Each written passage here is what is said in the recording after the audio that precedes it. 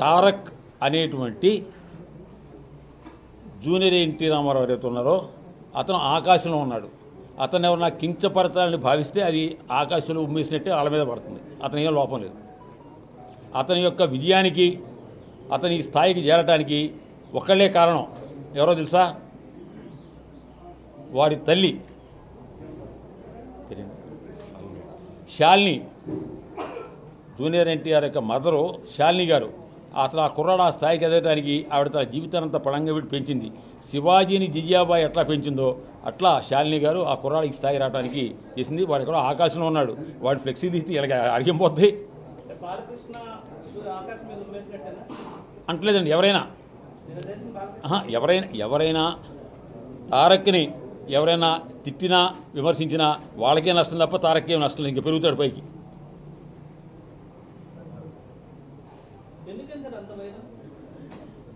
మీకు ఎంతమంది పిల్లలు? అయితే అప్పుడు తెలుస్తుంది మీకు. ఇద్దరు భార్యలు ఉంటే.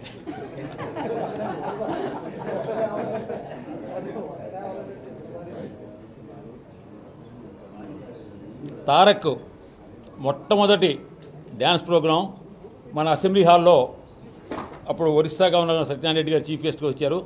గోల్డ్ స్పాట్ మూర్తికర్ మేమంతా కలిసి ఒక కార్యక్రమం చేస్తే దానికి వచ్చి ఫస్ట్ టైం డ్యాన్స్ చేశాడు. ఇక్కడ ఈ రిహార్సల్స్ కింద మనం హిందీ డిపార్ట్మెంట్ కింద రూమ్లో రిహార్సల్ ప్రాక్టీస్ చేసుకున్నాడు. చాలా మంచివాడు.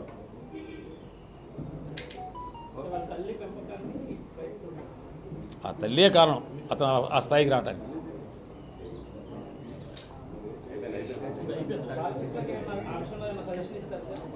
వారు పెద్దవారు, వారి రోజులు మనకెందుకండి.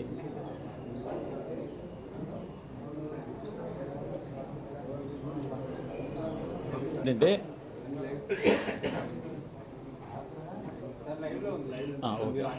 ఎన్టీ రామారావు గారి పిల్లలందరూ అంటే నాకు చాలా గౌరవం, చాలా ప్రేమ.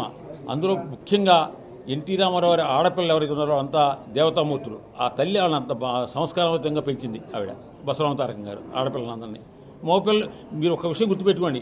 రామారావు గారి సంతానంలో ఎవరైనా కానీ రామారావు ముఖ్యమంత్రి ఉన్నప్పుడు ఒక్కరు సెక్రటరీకి వెళ్ళారా, ఏదైనా ట్రాన్స్ఫర్ చేస్తాం ఈ పైన ఇప్పుడు మాట్లాడారా? ఎప్పుడు వాడు రాలేదు, ఆయన రానివ్వలేదు. రెండు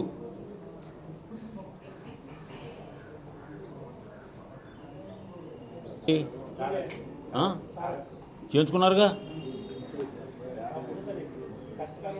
కాదండి, కష్టకాలం లేదు, ఇష్టకాలం లేదు.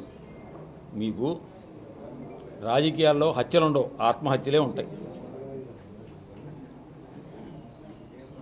జగన్మోహన్ రెడ్డి గారి విజయానికి కర్త కర్మ క్రియ ఆయనే. ఆయన రేపు తెలుసు మీకేం జరుగుతుందో, దానికి కూడా ఆయనే కర్త కర్మ క్రియ. మీ అందరికీ తెలుసు కదా, ఏం జరిగినా ఆయనే కర్త కర్మ క్రియ. నాకంటే మీకు బాగా తెలుసు కదా.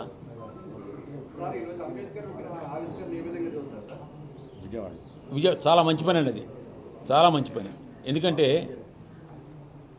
ఒక ఐకాన్ మన రాజ్యాంగానికి. నాకు తెలిసిన ఒక సంఘటన చెప్తాను మీకు. కేఆర్ నారాయణ గారు మనకి రాష్ట్రపతి చేశాడు. ఆయన ఆ చదువు అయిపోయిన తర్వాత ఢిల్లీ బయలుదేరాడు. ఆయన ఢిల్లీ బయలుదేరితే అక్కడ రాజావారు ఎవరైతే ఆయనకి కేరళలో ఆర్థిక సహాయం చేశారో ఆయన లెటర్ ఇచ్చాడు అంబేద్కర్ గారికి. ఈయన పెట్టి తీసుకుని ఢిల్లీలో దిగి ఢిల్లీ స్టేషన్ బయట హోటల్లో దిగి లాడ్జ్లో దిగి అంబేద్కర్ గారి ఇంటికి వెళ్ళాడు. ఇలా లెటర్ ఇచ్చాడు. ఎమ్మట ఆయన ఏది నీ సూట్ కేసు ఏదని అడిగాడు. అది హోటలా ఆగు అని చెప్పి డ్రైవర్ని పిలిచి ఆ సూట్ కేసు ఇచ్చి ఆయన ఇంట్లో పెట్టుకున్నాడు అంబేద్కర్ గారు కేఆర్ నారాయణ గారిని.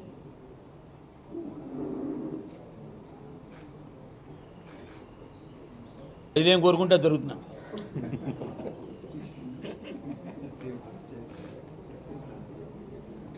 ప్రజలు ఏం కోరుకుంటారో మీ అందరికీ తెలుసు. అండి, నేను ఎన్టీ రామారావు గారి పేరు యూనివర్సిటీకి మార్చి రాజశేఖర రెడ్డి గారు పెట్టినప్పుడు నేను 3 పదవులకి క్యాబినెట్ ర్యాంక్తో ఉన్న హిందీ అకాడమీ, అధికార భాషా సంఘం, ప్రాధికార సంఘం మూడింటికి నేను రాజీనామా చేసేసి ఆ రోజు రాజకీయాల గురించి కానీ రాజకీయ నాయకుల గురించి కానీ మాట్లాడనని చెప్పాను. అది తీసుకెళ్ళడం ఎందుకుంటాను. అయితే వ్యక్తిగతంగా నా వరకు ఆయన భార్య కానీ భారతి గారు కానీ ముఖ్యమంత్రి గారు కానీ నన్ను ఎంతో గౌరవించారు. ఆ ముఖ్యమంత్రి కాగానే ఇంటికి పిలిచి నన్ను జస్టిస్ చలమేశ్వరాన్ని జస్టిస్ రఘురామని ఇంటికి పిలిచి భోజనం పెట్టి బట్టలు ఎత్తి పంపించారు. తర్వాత నేను బాబు ఈ భాషకు సంబంధించి ఈ పనిది అంటే ఇప్పుడు అన్నయ్యం చెప్తే చేయండి అన్నాడు తప్ప అంత గౌరవంగా నన్ను చూశాడు ఆయన. అంతవరకు ఉన్న వ్యక్తిగతంగా అంటే చాలా గౌరవం. అయితే నాకు ఒక పాయింట్ ఏంటంటేనండి, ఒక పిచ్చి కేసులు పెట్టి జైల్లో పెట్టారు 16 నెలలు, బెయిల్ రాకుండా చేశారు. అయినా జైల్లో ఉండి పార్టీ నడిపాడు, పేపర్ నడిపాడు, ఛానల్ నడిపాడు, వ్యాపారాలు నడిపాడు. 16 నెలల తర్వాత జైలు నుంచి బయటకు వచ్చి ఆ చిన్న వయసులో 3850 కిలోమీటర్లు పాదయాత్ర చేశాడు.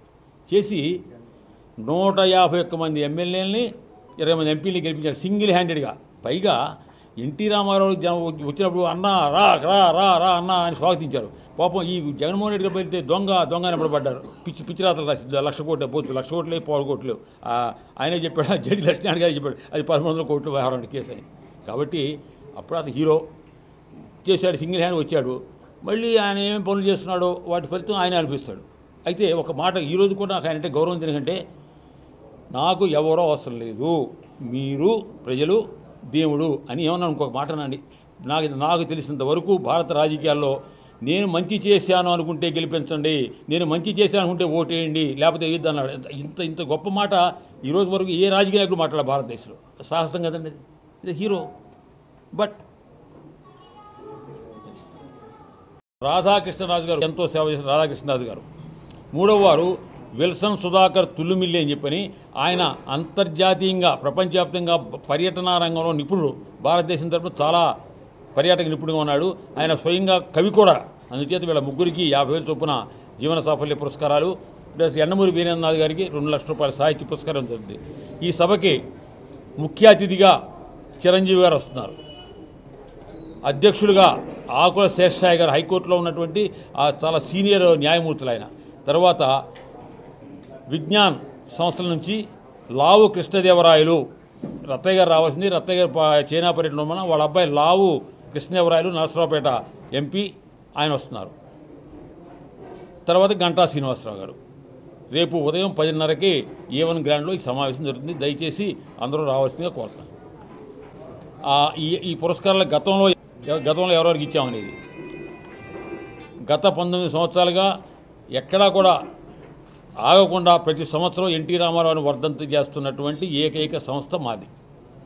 ఎన్టీ రామారావు వర్ధంతి, అదేవిధంగా నాకు ఇష్టమైనటువంటి ప్రియమైనటువంటి కవి హరివంశరాయ్ బచ్చన్ గారు, అమితాబ్ బచ్చన్ గారు తండ్రి.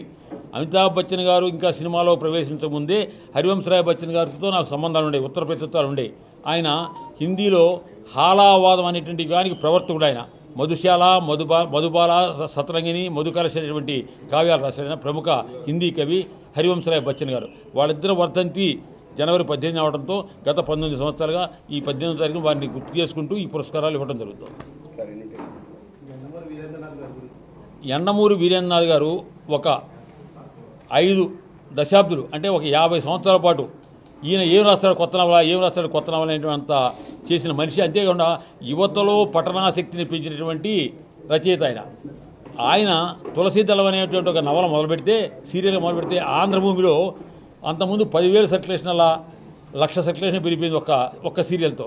అంతేకాకుండా ఆయన విజయానికి 5 మెట్లు అనేటువంటి పుస్తకం రాస్తే అది 3 కోట్ల రూపాయల అమ్మకాలు జరిగినాయి. అట్లా తెలుగువారికి ఒక గౌరవాన్ని తెచ్చినటువంటి నవలా రచయితగా గౌరవం తెచ్చిన వాళ్ళు యండమూరి వీరేంద్రనాథ్. ఆ తరంలో చాలా గొప్పవాడు.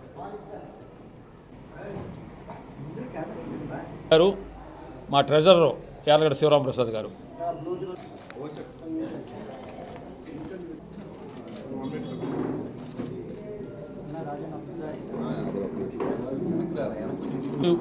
పుణ్యతిథితో వర్ధంతో పాటు అక్కినే ఎన్టీఆర్ పుణ్యతిథితో పాటు అక్కినే నాగేశ్వర శతజయంతి కూడా అంటే చిరంజీవి గారు ఆయన అడిగాం. ఆయన చాలా సంతోషంగా ఒప్పుకున్నారు. ఆయన నేను ఎట్లా వస్తారు ఏంటి నాకు నా ప్రత్యేక వచ్చేస్తారు చిరంజీవి గారు.